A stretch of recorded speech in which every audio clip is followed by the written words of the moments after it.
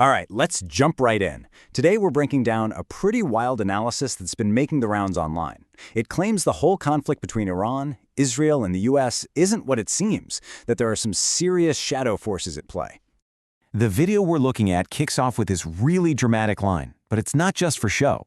The whole argument is that the world has, fundamentally shifted, that the rules of the game have just been rewritten. So, the big question is, what exactly do they say has changed? Okay, so first things first. What are these so-called game-changing events? Let's take a look at the specific, on-the-ground incidents the video claims have flipped this entire conflict upside down. So the source claims Iran unleashed this huge coordinated counterattack.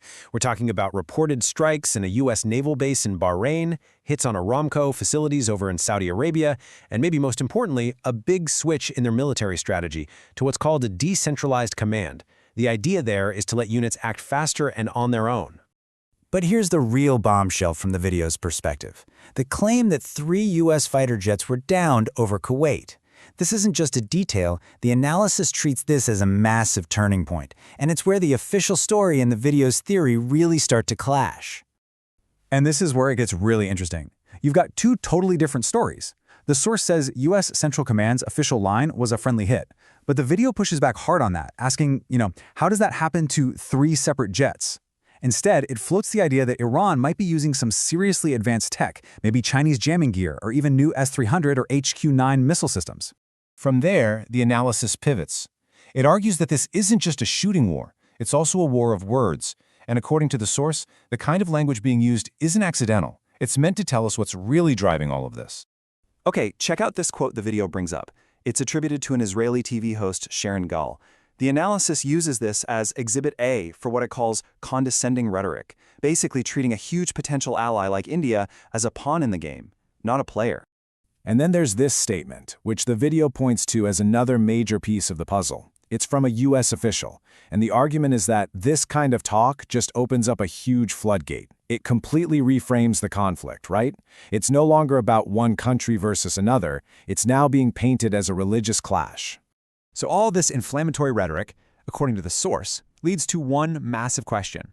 And this is where the whole analysis pivots, away from the usual talk about territory and oil and into something much, much deeper. Right. And this is where the analysis really goes down the rabbit hole. It argues that if you want to understand what's happening, you have to look past the battlefield. The video introduces 2 hidden forces that it claims are the real drivers here: political blackmail and religious prophecy. To back up the blackmail theory, the video lays out this timeline. It points out that right after a key event happens, Donald Trump's initial reaction is to say he's ready to talk. But then the Epstein files get re-released, and boom, his stance completely flips to wanting to drag this war on.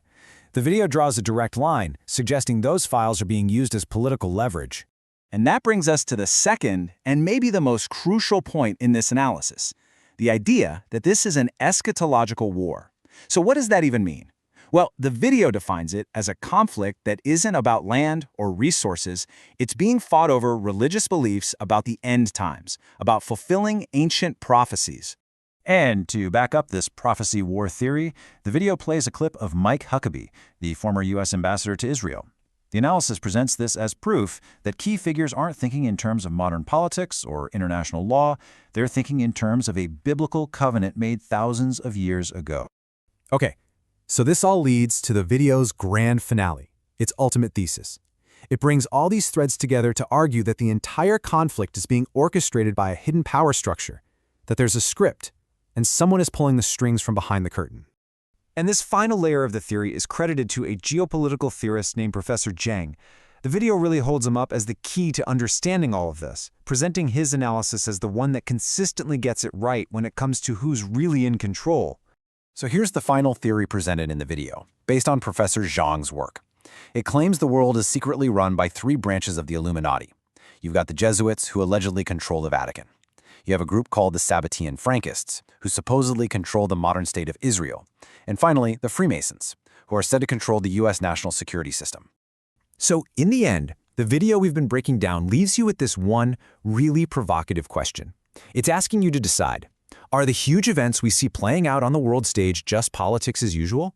Or is it all part of a hidden script, with actors just playing their parts, guided by invisible hands.